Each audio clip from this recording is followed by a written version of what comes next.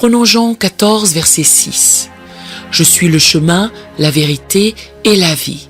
Nul ne vient au Père que par moi. » Ce dont nous allons traiter ce soir est très controversé. Très controversé.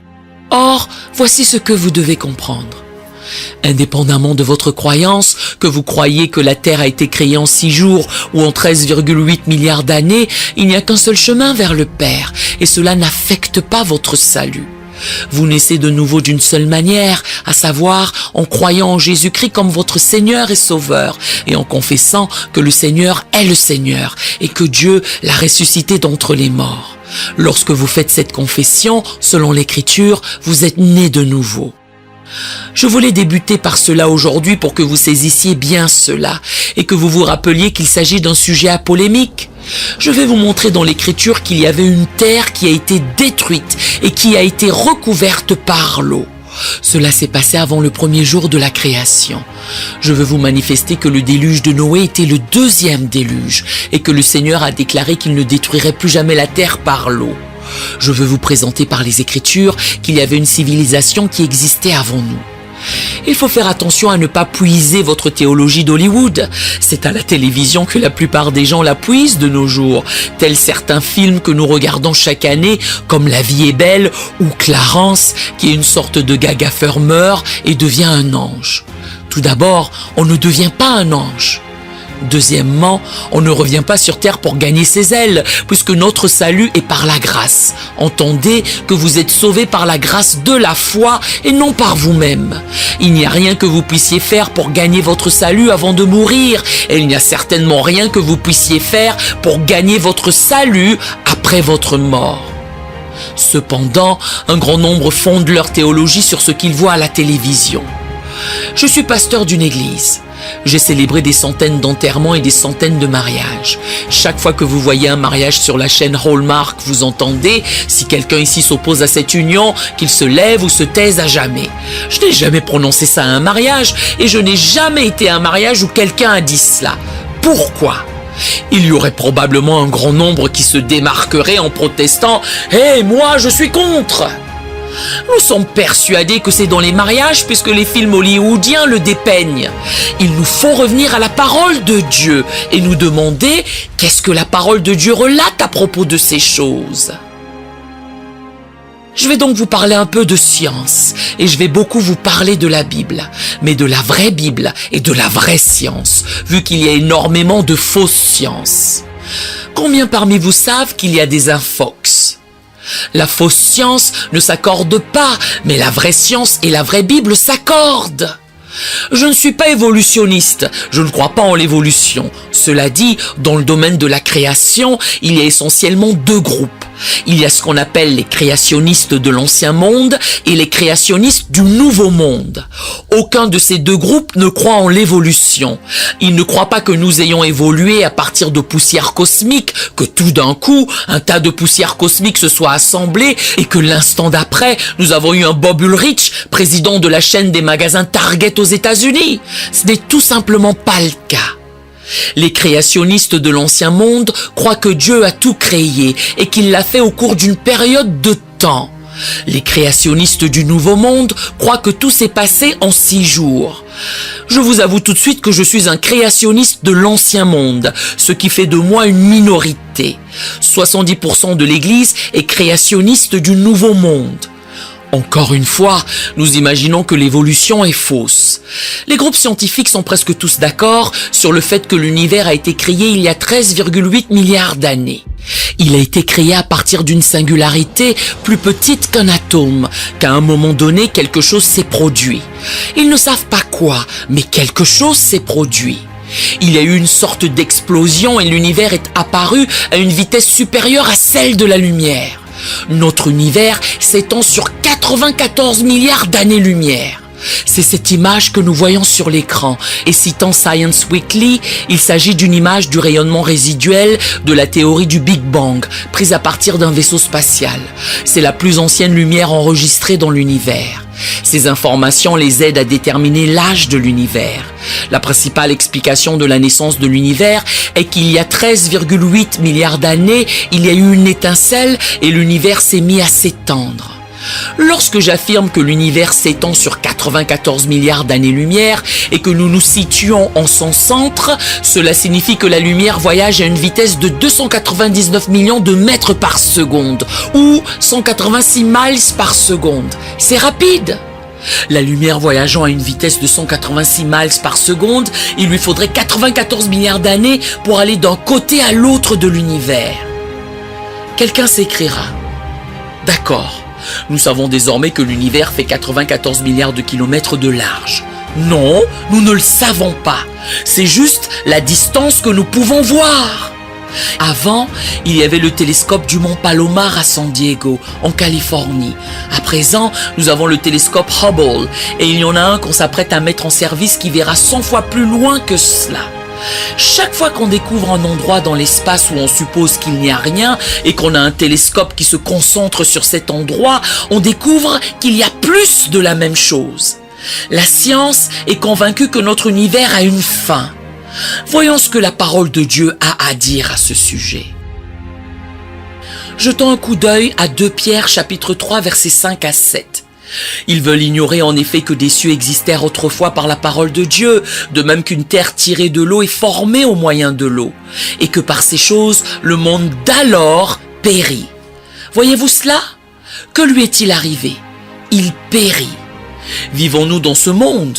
Non, nous ne vivons pas dans ce monde. Pourquoi? Comment le savons-nous?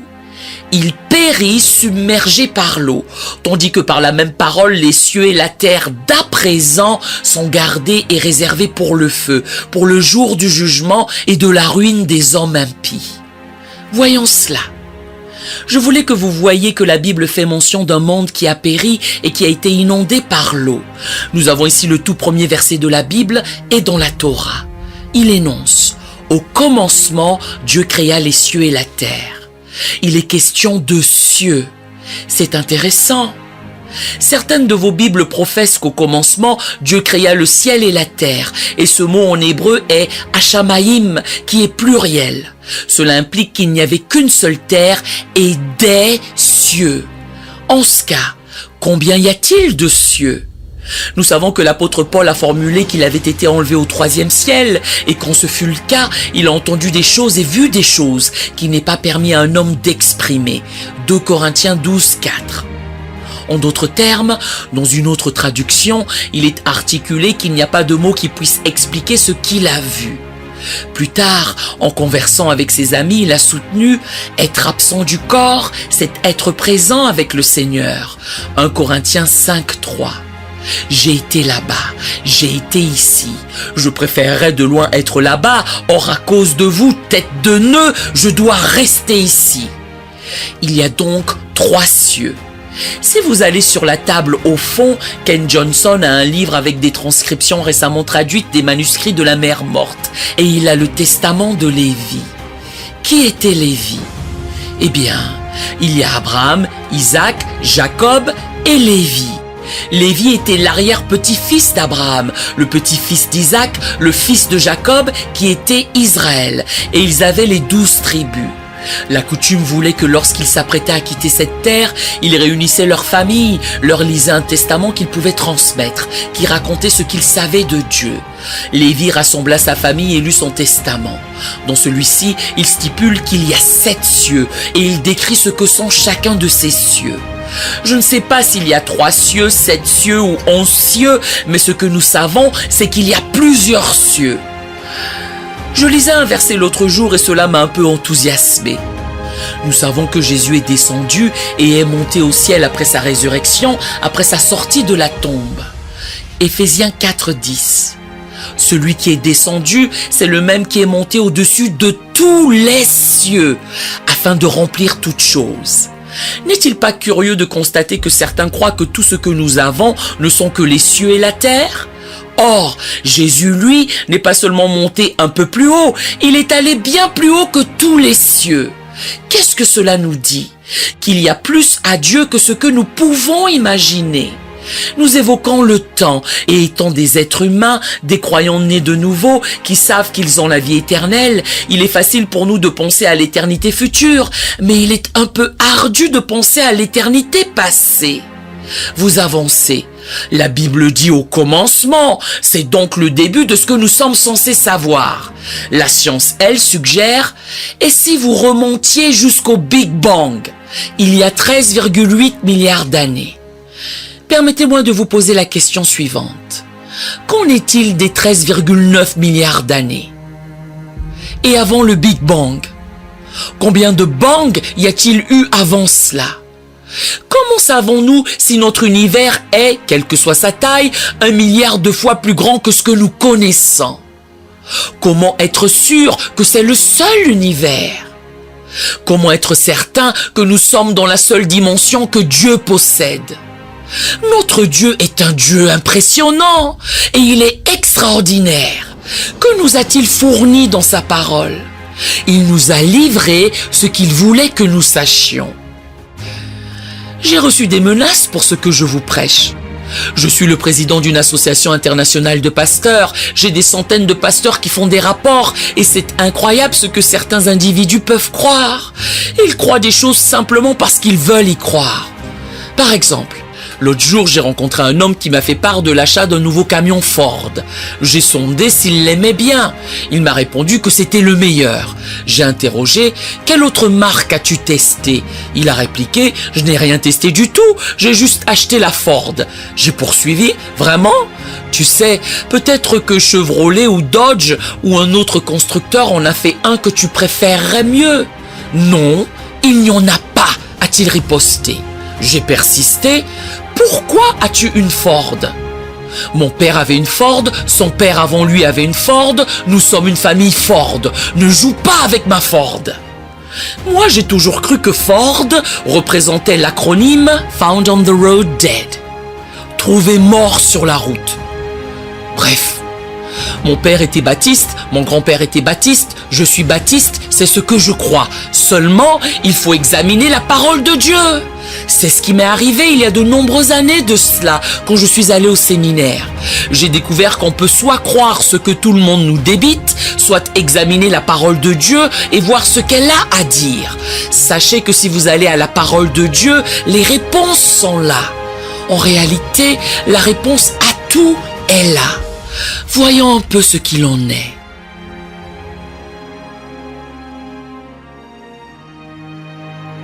Genèse 1, verset 2. La terre était informe et vide. Il y avait des ténèbres à la surface de l'abîme et l'Esprit de Dieu se mouvait au-dessus des eaux. Nous avons lu ce passage il y a quelques instants où Pierre affirme que de l'eau recouvrait la terre, la première terre qui existait à l'époque. Cette phrase ici, informe et vide, sont deux mots hébreux. C'est tohu vabohu. La meilleure façon de décrire tohu vabohu, c'est qu'une mère juive irait dans la chambre de son enfant et la nettoierait, remettrait tout en place comme il se doit. Elle reviendrait 3 heures plus tard et la chambre serait en désordre. Elle récriminerait tohu vabohu. Autrement dit, c'est devenu informe et vide. Ce n'était pas le cas, c'est devenu ainsi. La terre était devenue informe et vide. Il y avait des ténèbres à la surface de l'abîme et l'Esprit de Dieu se mouvait au-dessus des eaux. Était-ce le premier jour? Non. Le premier jour n'a pas encore vu le jour. Quand est-ce que les cieux et la terre ont été créés? Le premier jour? Non. Le premier jour n'est pas encore arrivé. Ésaïe 45, verset 18. Car ainsi parle l'Éternel, le Créateur. De quoi? Des cieux. Le seul Dieu qui a formé la terre, qui l'a faite et qui l'a affermie, qui l'a créée pour qu'elle ne fût pas déserte, qui l'a formée pour qu'elle fût habitée. Je suis l'Éternel et il n'y en a point d'autre. En hébreu original, ce « ne fut pas déserte » est « tohu », c'est-à-dire que Dieu n'a pas créé la terre informe et vide.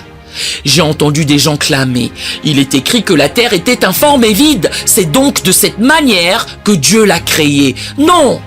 L'Écriture assure que tout ce que Dieu a créé est bon. Jacques 1, 17. Toute grâce excellente et tout don parfait descendent d'en haut. Si c'est bon, c'est de Dieu.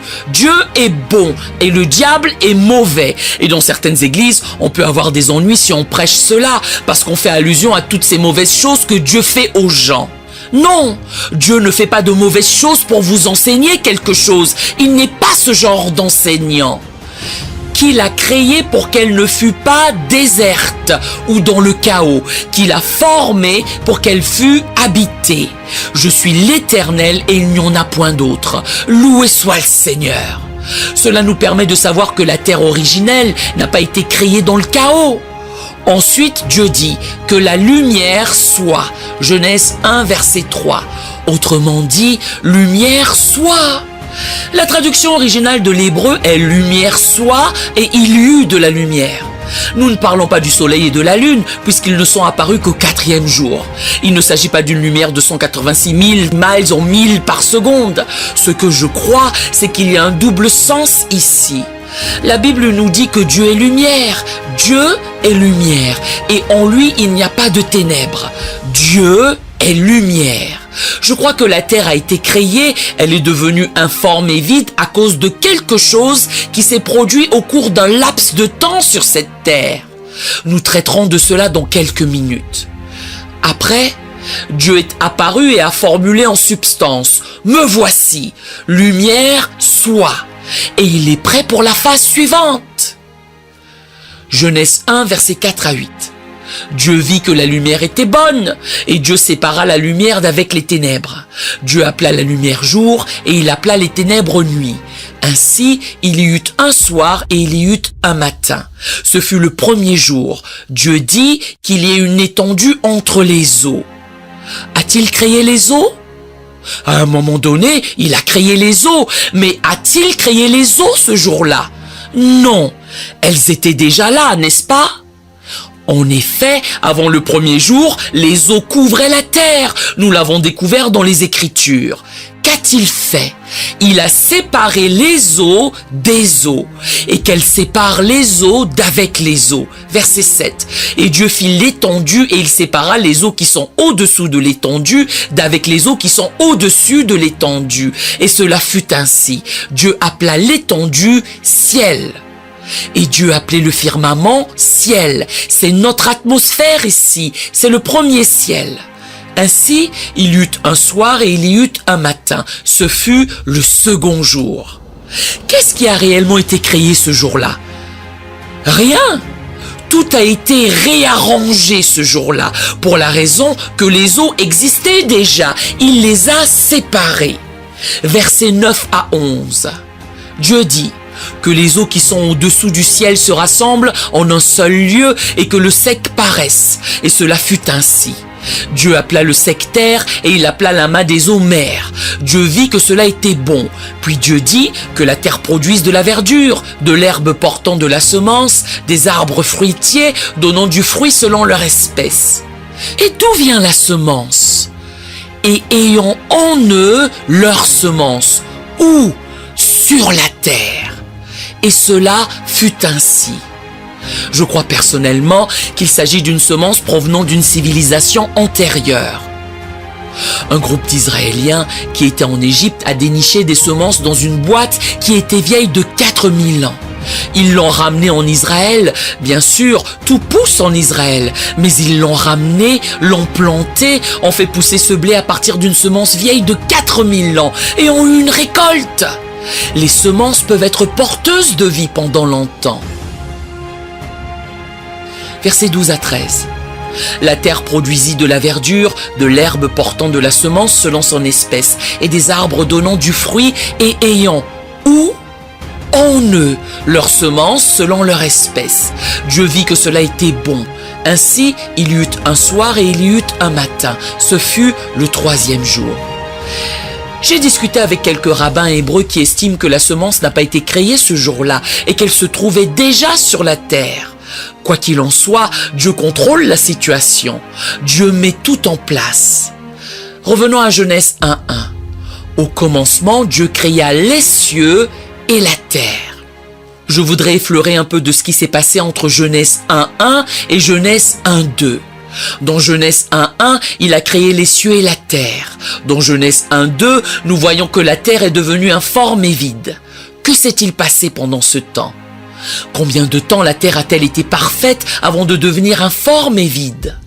La Bible nous précise que dans ce laps de temps, il y avait des rois, des royaumes, des nations et du commerce. Saisissez bien que Lucifer a été chassé du ciel. Il a été chassé du ciel avant qu'Adam et Ève ne soient placés dans le jardin. Nous pouvons le prouver à de nombreux endroits, dans de nombreux versets, c'est presque indiscutable. Au cours des 6 jours de la création, il n'a pas fait mention de la création d'anges. Toutefois, nous savons qu'ils ont été créés avant. Par conséquent, dans cette existence antérieure, je veux vous dévoiler quelques passages des Écritures. Ésaïe 14, verset 12. « Te voilà tombé du ciel, ô Lucifer, astre brillant, fils de l'aurore. Tu es abattu à terre, toi le vainqueur des nations. » J'ai grandi à l'église baptiste. J'avais l'habitude de concevoir que si quelqu'un n'était pas baptiste, il n'irait pas au paradis, jusqu'à ce que je lise ma Bible. Quelquefois, nous ne lisons pas toutes les phrases et nous ne cernons pas ce qu'elles expriment. « Te voilà tombé du ciel, ô Lucifer, astre brillant, fils de l'aurore. Tu es abattu à terre, toi, le vainqueur des nations. » Quelle nation? Si tout cela a eu lieu avant Adam et Ève, de quelle nation parlons-nous? Vous insinuez que l'homme était sur la terre? Il y avait des hommes sur la terre avant Adam et Ève? Non, pas du tout, il n'y en avait pas. La Bible nous indique clairement qu'Adam était le premier homme. Néanmoins, il y avait de toute évidence une sorte de civilisation, puisqu'il y avait des nations. Effectivement, si vous avez des nations, qu'est-ce que vous avez? Vous avez des dirigeants, vous avez du commerce, vous avez des échanges, vous avez des limites, vous avez des frontières. Passons au verset suivant, verset 13. Tu disais en ton cœur, je monterai au ciel, j'élèverai mon trône au-dessus des étoiles de Dieu, je m'assiérai sur la montagne de l'assemblée, à l'extrémité du septentrion, je monterai sur le sommet des nues, je serai semblable au Très-Haut. Il n'a pas mentionné qu'il allait être Dieu, il n'a pas émis qu'il allait mettre Dieu à la porte, il a simplement articulé « je serai comme Dieu ». Qu'y a-t-il de mal à cela? Lucifer, qui était un chérubin, était le chérubin oint. Qu'y a-t-il de mal à ce qu'il veuille être comme Dieu? Il est là le problème. Il n'a pas été créé pour être comme Dieu.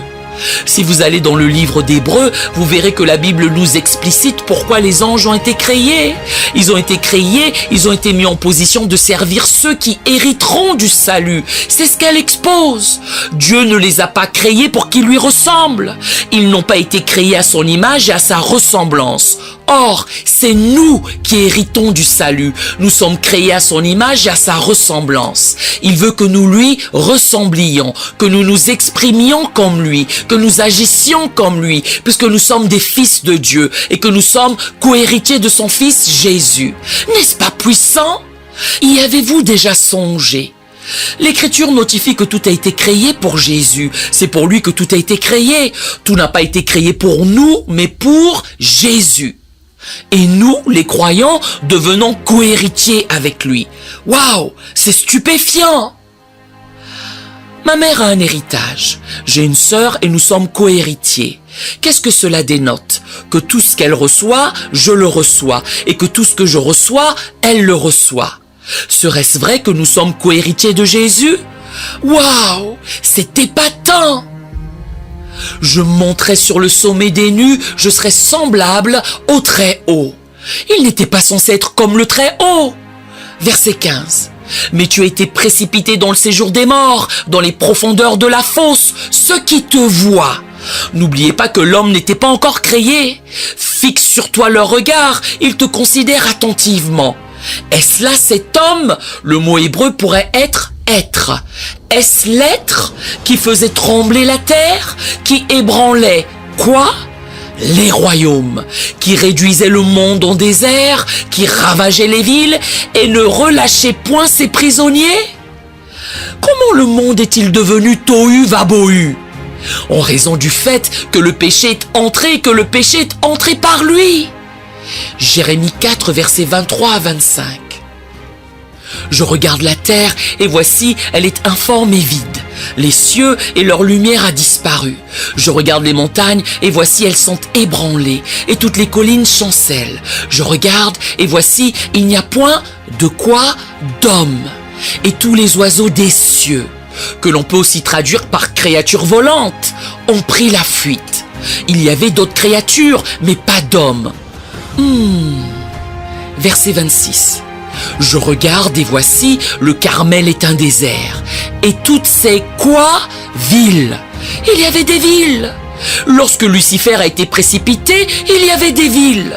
Et toutes ces villes sont détruites devant l'Éternel, devant son ardente colère.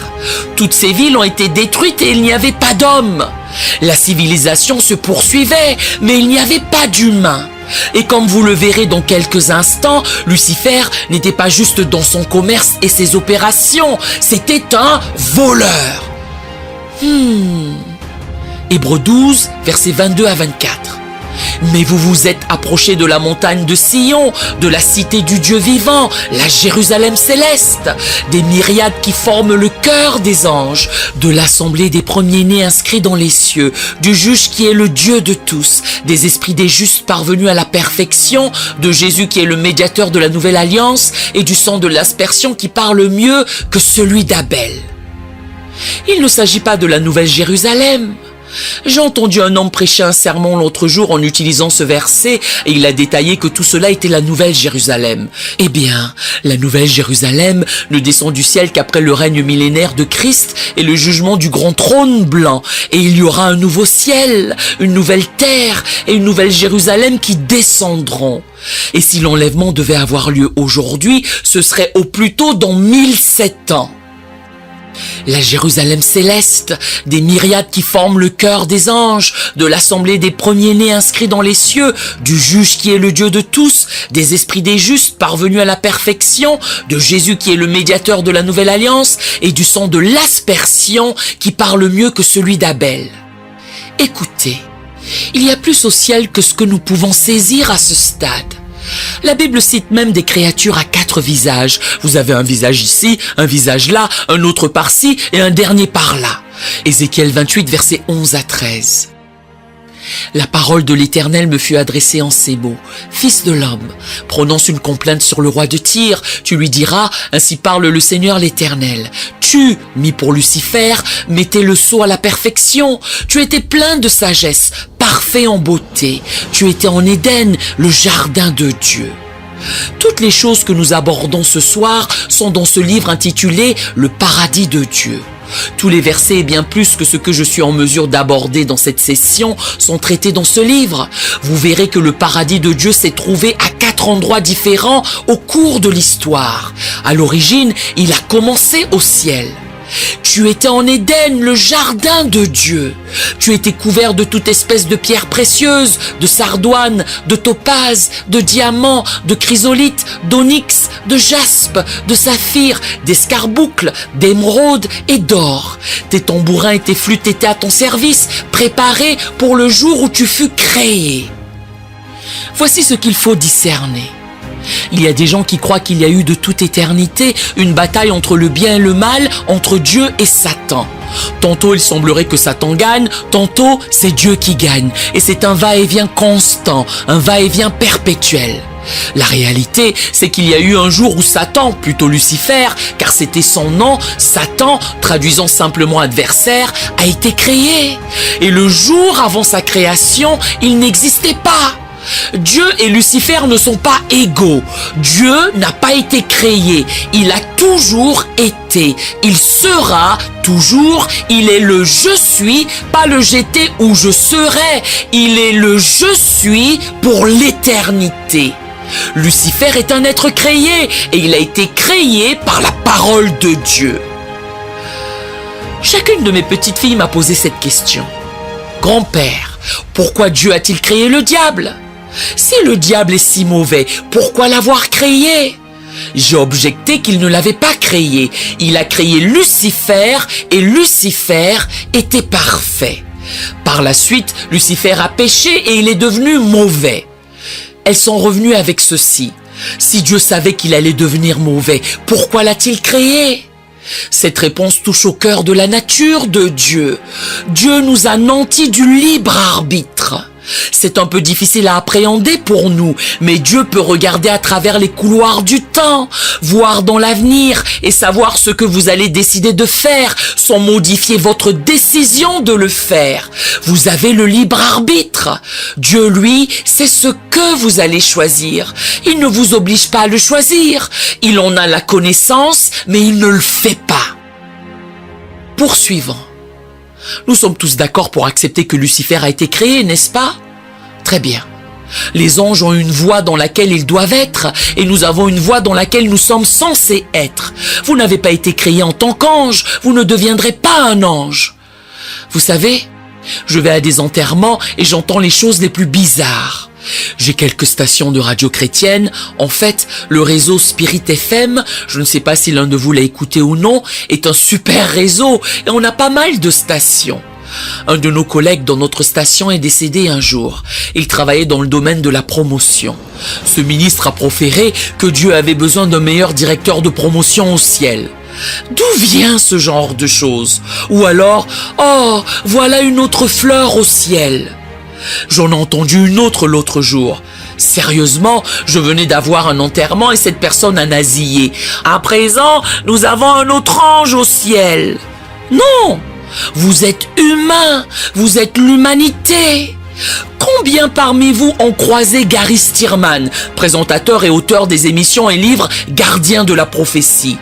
Très bien. Sachez que Gary Stearman n'est pas un ange et il ne sera jamais un ange. Pour l'éternité, il sera un homme dans un corps ressuscité, glorifié, faisant partie du corps du Christ, un trophée de la grâce de Dieu. Ézéchiel 28, versets 14 à 17. Tu étais un chérubin protecteur aux ailes déployées. Je t'avais placé et tu étais sur la sainte montagne de Dieu. Tu marchais au milieu des pierres étincelantes. Tu as été intègre dans tes voies. Depuis le jour où tu fus créé jusqu'à celui où l'iniquité a été trouvée chez toi. Par la grandeur de ton commerce. De ton quoi? Commerce. Qu'a soutenu Jésus à son sujet dans Jean 10, 10? Le voleur ne vient que pour... Et quelle est la première chose qu'il fait? Lucifer est un voleur. Il veut vous voler. Il veut vous tuer et vous voler votre vie. Il veut détruire votre ministère. Il veut détruire votre famille. Le voleur ne vient que pour dérober, égorger et détruire. Et Jésus vient avec son énoncé de mission. Moi, je suis venu afin que les brebis aient la vie et qu'elles soient dans l'abondance. Tu as été rempli de violence. Et tu as péché. Je te précipite de la montagne de Dieu et je te fais disparaître, chérubin protecteur, du milieu des pierres étincelantes. Ton cœur s'est élevé à cause de ta beauté, tu as corrompu ta sagesse par ton éclat. Je te jette par terre, je te livre en spectacle. Au quoi? Coucou, au roi. Vous avez des rois qui n'étaient pas humains. Il y avait une sorte d'existence. Et si vous avez des rois, vous avez des nations, vous avez des frontières et vous avez du commerce. Je te livre en spectacle. Verset 18. Par la multitude de tes iniquités, par l'injustice de ton commerce. Il est évident qu'il pratiquait un certain type de commerce. Lucifer était dans un certain type de commerce avec les êtres qui étaient ici sur la terre. Tu as profané tes sanctuaires. Je fais sortir du milieu de toi un feu qui te dévore. Je te réduis en cendres. Où? Sur la terre, aux yeux de tous ceux qui te regardent. Waouh! Un article vient d'être publié dans le journal de UKR, Université du Kansas. C'était un article de recherche et voici ce qu'il narrait. Je vais vous le lire. Une équipe de chercheurs qui a passé beaucoup de temps au cours des 7 dernières années à effectuer des fouilles dans le Dakota du Nord pense savoir avec certitude ce qui est survenu aux dinosaures.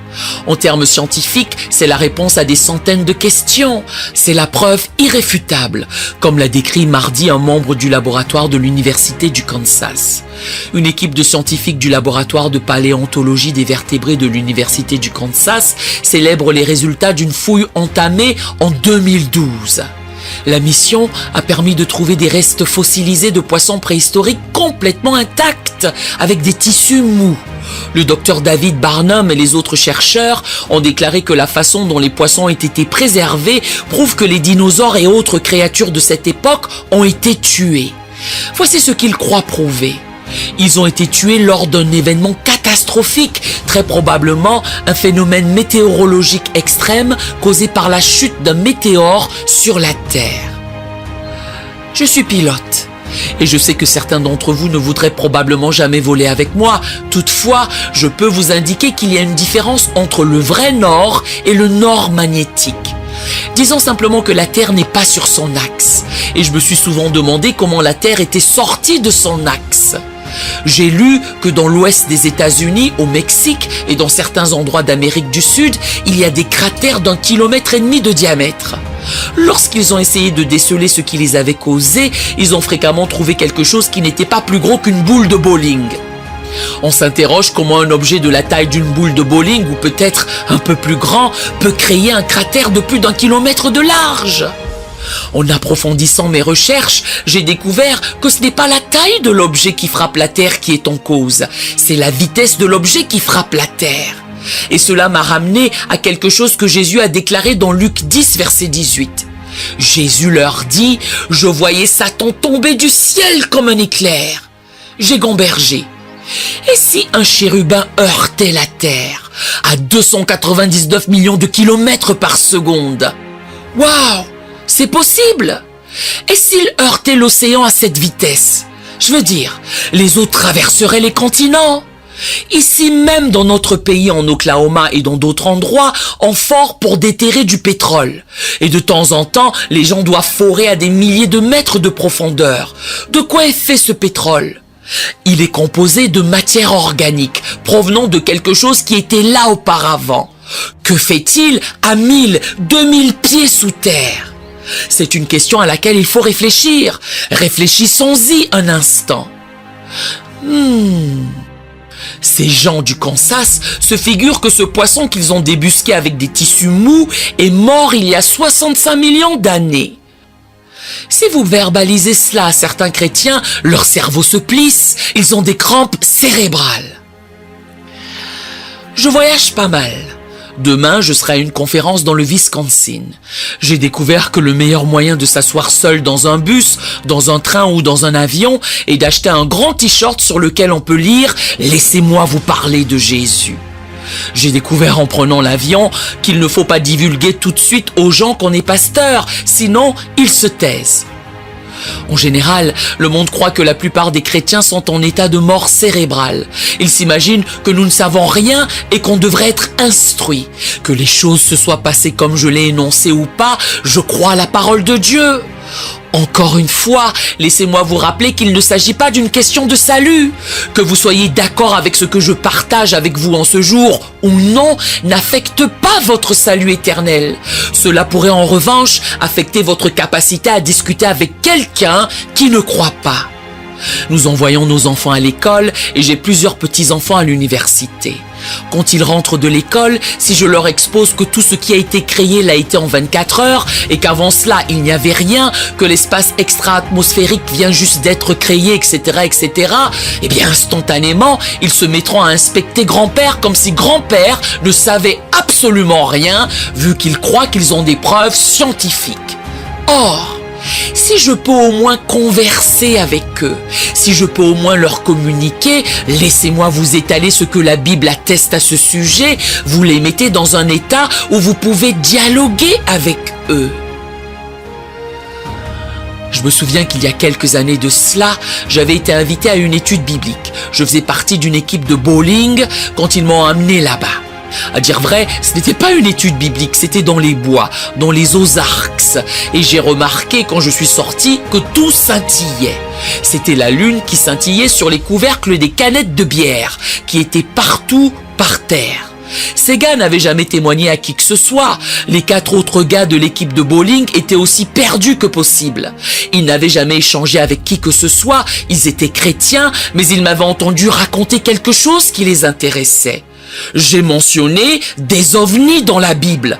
Ils ont songé, waouh, Je leur ai fait part d'Ézéchiel et de la roue à l'intérieur de la roue. Et ils se sont exclamés « Waouh !» Ils m'ont invité à leur étude biblique et ont rangé leur bière ce soir-là, m'ont écouté tandis que nous étions assis dans les bois. De ce groupe, l'un est devenu aumônier, un autre pasteur, un autre missionnaire, j'ai perdu la trace du quatrième.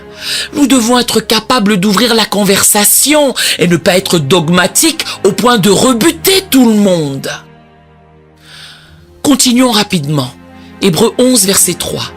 C'est par la foi que nous reconnaissons que le monde a été formé par la parole de Dieu. C'est une chose dont nous sommes sûrs. Pouvons-nous tous être d'accord sur ce point? Que nous soyons créationnistes de l'ancienne ou de la nouvelle terre, nous pouvons tous être d'accord sur ce point. C'est par la foi que nous reconnaissons que le monde a été formé par la parole de Dieu, en sorte que ce qu'on voit n'a pas été fait de choses visibles. C'est Dieu qui a donné l'existence à toute chose. Revenons à Ézéchiel 28, versets 16 à 17, version CEV. Tu faisais du commerce avec d'autres nations et tu devenais de plus en plus cruel et méchant, en référence à Lucifer. Je t'ai donc forcé à quitter ma montagne, et la créature qui avait été ma protectrice est maintenant chassée des joyaux. C'est ta belle apparence qui t'a rendu arrogant. Certains d'entre vous ont ce problème, c'est ton physique qui t'a rendu orgueilleux. Et tu es devenu si célèbre que tu as commencé à te comporter comme un imbécile. C'est pourquoi je t'ai jeté à terre et j'ai laissé les autres rois se moquer de toi. Je vais vous présenter encore quelques passages bibliques et nous terminerons ici. Psaume 104, versets 5 à 9. Il l'a établie sur la terre, sur ses fondements. Elle ne sera jamais ébranlée. Tu l'avais couverte de l'abîme comme d'un vêtement. Les eaux s'arrêtaient sur les montagnes. Elles ont fui devant ta menace. Elles se sont précipitées à la voix de ton tonnerre. Des montagnes se sont élevées, des vallées se sont abaissées au lieu que tu leur avais fixé. Tu as posé une limite que les eaux ne doivent point franchir afin qu'elles ne reviennent plus couvrir la terre. Nous avons une alliance éternelle avec lui. Nous avons l'arc-en-ciel, qui, soit dit en passant, a été volé par un groupe. Ils en sont drôlement fiers. Seulement, leur arc-en-ciel n'a que 6 couleurs. L'arc-en-ciel de Dieu en a 7. N'est-ce pas fabuleux? Genèse 9, versets 13 à 16. J'ai placé mon arc dans la nue et il servira de signe d'alliance entre moi et la terre.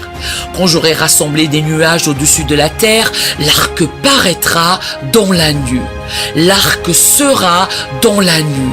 Et je le regarderai pour me souvenir de l'alliance perpétuelle entre Dieu et tous les êtres vivants de toute chair qui est sur la terre. Alléluia! Dieu est bon. Nous sommes un groupe tout à fait unique. Nous sommes ici sur cette terre après la résurrection de Jésus et juste avant l'enlèvement. Le temps touche à sa fin. Et ce qui est si spécial à propos de ce temps, c'est que pendant ce temps, nous pouvons recevoir la vie éternelle. Et cette vie éternelle n'est pas basée sur ce que nous faisons, elle est basée sur ce qu'il a fait. Car c'est par la grâce que nous avons été sauvés par le moyen de la foi. La définition la plus simple de la grâce, c'est la puissance de Dieu. Avez-vous déjà entendu quelqu'un partager « Si j'ai pu accomplir ceci, c'est uniquement grâce à la grâce de Dieu » ? Où voulait-il en venir? Il voulait expliquer qu'il ne pouvait pas le réaliser par ses propres forces, que d'une manière ou d'une autre, Dieu lui a imparti le pouvoir de le faire. La grâce est le pouvoir que Dieu nous donne volontairement. Et la foi, qu'est-ce que c'est? Nous savons que la définition de la Bible est que la foi est une ferme assurance des choses qu'on espère, une démonstration de celles qu'on ne voit pas. La foi, dans sa forme la plus simple, c'est simplement le fait de croire en Dieu. La grâce est quelque chose que Dieu fait pour nous. La foi est quelque chose que nous faisons pour lui. Nous pourrions prendre ce verset Éphésiens 2:8, car c'est par la grâce que vous êtes sauvés, par le moyen de la foi, et dire que c'est par la puissance de Dieu que nous sommes sauvés en croyant en lui. Et nous vivons en ce temps de grâce. Tout ce que nous avons à faire, c'est de croire que Jésus-Christ est le Fils de Dieu et que Dieu l'a ressuscité d'entre les morts, de le confesser de notre bouche et nous avons la vie éternelle. Puis, lorsque l'enlèvement aura lieu, lorsque la trompette retentira, nous tournerons la page, nous dégagerons d'ici, nous disparaîtrons. Car le Seigneur lui-même a un signal donné à la voix d'un archange et au son de la trompette de Dieu, descendra du ciel et les morts en Christ ressusciteront premièrement. Ensuite, nous les vivants qui serons restés, nous serons tous ensemble enlevés avec eux sur des nuées à la rencontre du Seigneur dans les airs. Et ainsi, nous serons toujours avec le Seigneur. Et nous qui sommes déjà partis pour être absents du corps, nos esprits avec le Seigneur reviendront avec lui. Cela veut dire que lorsque Jésus apparaîtra dans le ciel, vos proches qui sont croyants reviendront avec Jésus et leurs corps seront ressuscités de la terre. Ensuite, ça ne dit pas combien de temps après ça, ça ne dit pas combien de temps, mais nous qui sommes vivants serons enlevés pour être avec lui dans les airs. Et nous n'aurons pas seulement des corps ressuscités, nous aurons des corps glorifiés. Nous serons connus pour l'éternité comme l'Église glorieuse, le corps du Christ, séparé de toute autre existence. N'est-ce pas une bonne chose? C'est ce qu'il nous a donné, c'est le don qu'il nous a fait. Et Jésus a fait cette déclaration. Je suis le chemin, la vérité et la vie. Nul, nul, nul, nul ne vient au Père que par moi. Que Dieu vous bénisse. Nous aimerions vous donner l'opportunité de faire de Jésus le Seigneur de votre vie. Voulez-vous bien prier avec moi? Dites Seigneur Jésus, je me repens de mes péchés. Viens dans mon cœur. Je fais de toi mon Seigneur et Sauveur. Et merci Seigneur pour le baptême du Saint-Esprit en moi. Dans le nom de Jésus. Par cette simple prière, nous croyons que le Saint-Esprit vous conduit sur le chemin de la nouvelle naissance. Allez dans une bonne église qui est basée sur la Bible, donnez à Dieu la première place. Nous espérons de tout cœur que ce message vous encouragera. Si vous connaissez quelqu'un qui puisse être encouragé, s'il vous plaît, envoyez-le lui. Édifions le corps de Christ ensemble.